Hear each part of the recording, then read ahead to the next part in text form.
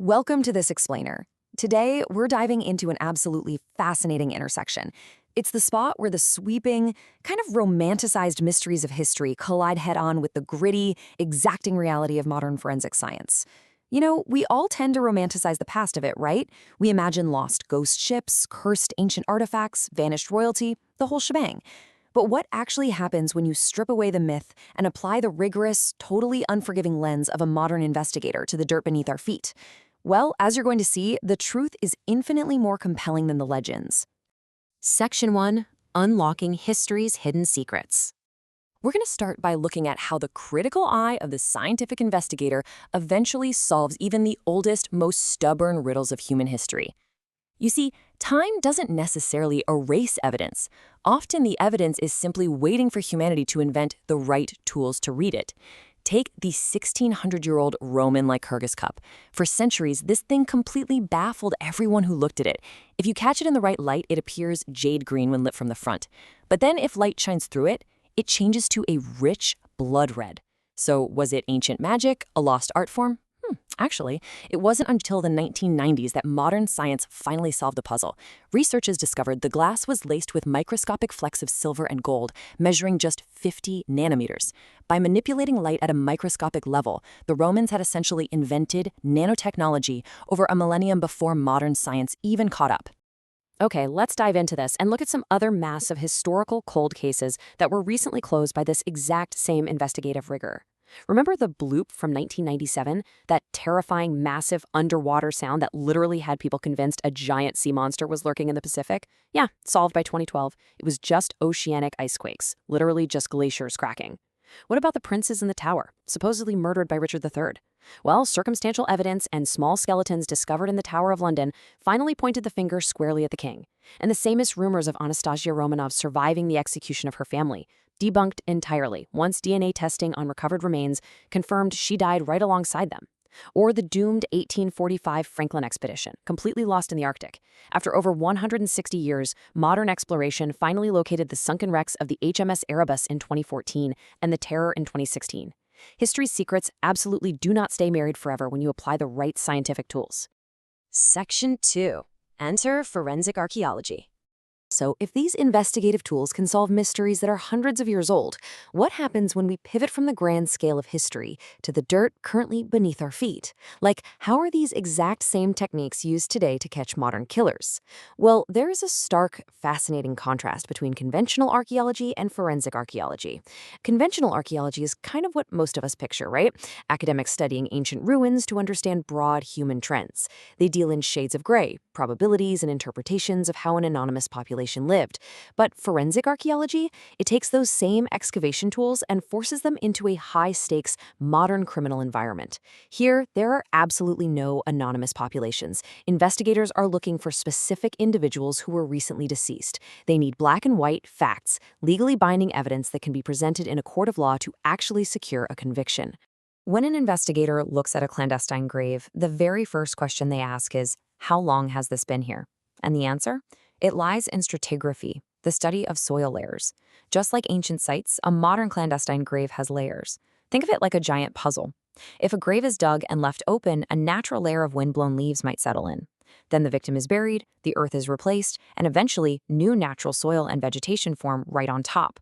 By super carefully peeling back these anthropogenic or human-made layers, along with the natural ones, forensic archaeologists can essentially read the timeline of a crime directly from the earth. Let me tell you a fascinating micro-mystery to show you just how powerful this is in practice. Back in the 1960s, a little boy disappeared. Over 25 years later, his remains were found near a collapsed dry stone wall. Initially, the police thought he had been buried, but the archaeologists looked closely at the layers. They noticed the skeleton was fully intact and hadn't been scavenged by animals, even though it had clearly been lying on the surface before the wall collapsed on it.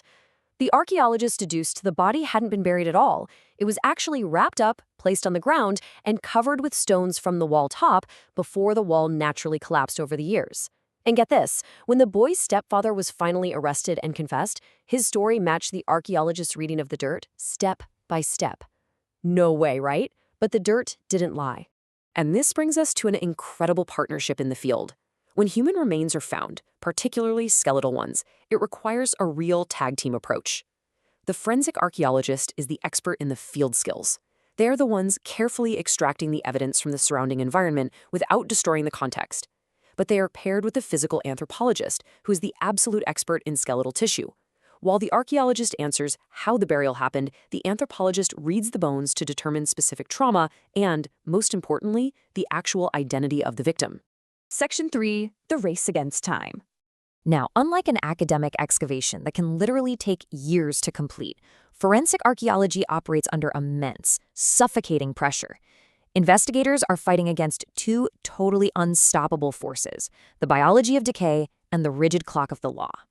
At death, human bodies follow a very predictable, fairly grim biological route known as the decay dynamic. It moves from primary decay through stages of putrefaction and fermentation, eventually ending in dry decay or skeletonization. And while the speed of this process depends on environmental factors, things like soil acidity, temperature, and moisture, the sequence itself changes the surrounding Earth in completely predictable ways. For instance, decaying tissue actually emits heat and causes surface vegetation changes.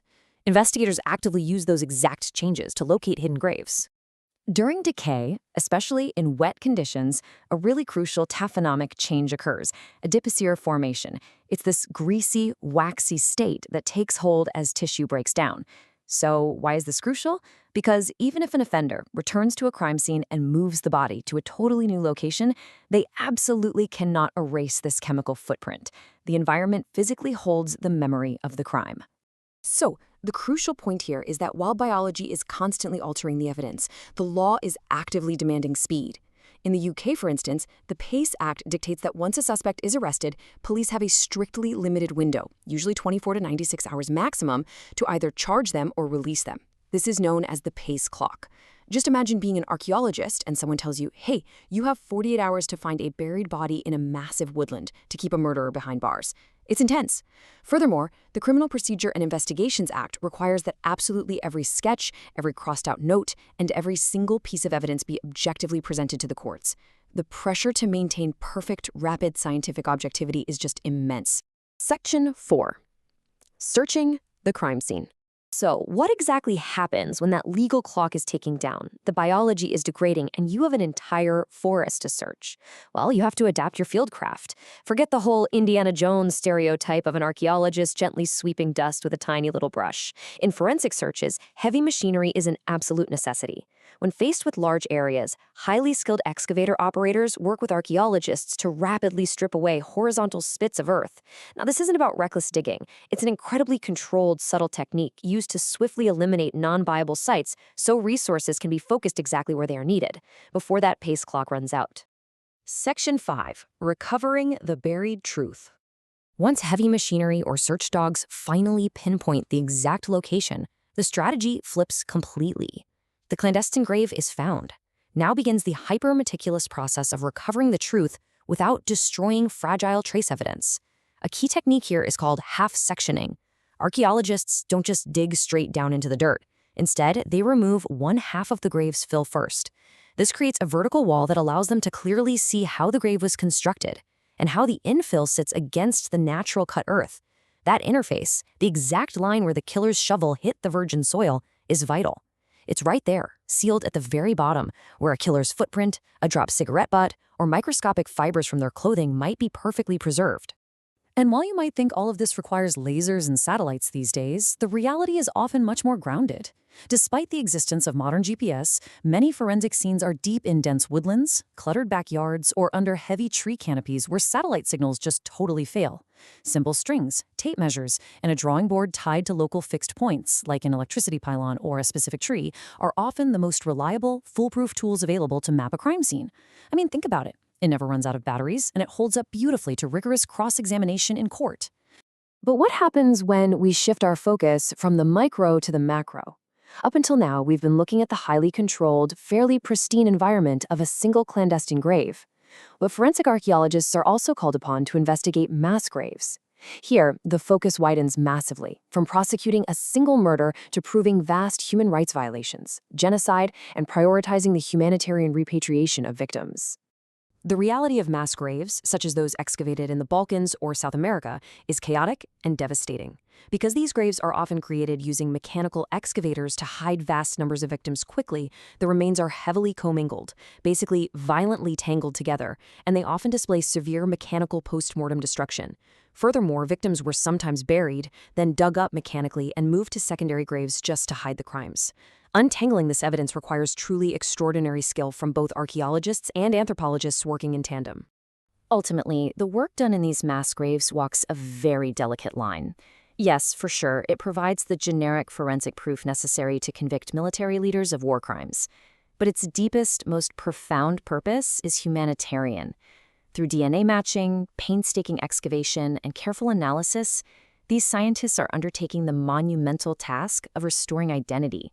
They are returning a name, a history, and a sense of dignity to those who were violently stripped of it, allowing families to finally find closure. From the microscopic gold nanoparticles of ancient Roman cups to the tragic, complex depths of modern clandestine graves, the dirt has a memory. Time may pass, and perpetrators may honestly believe their secrets are safely buried, but science is relentless. So I want to leave you with this to think about. With the incredible, constantly evolving tools of modern science and the sheer persistence of human memory, what other massive historical secrets or buried truths are currently resting right beneath our feet, just waiting for the right person to come along and dig them up?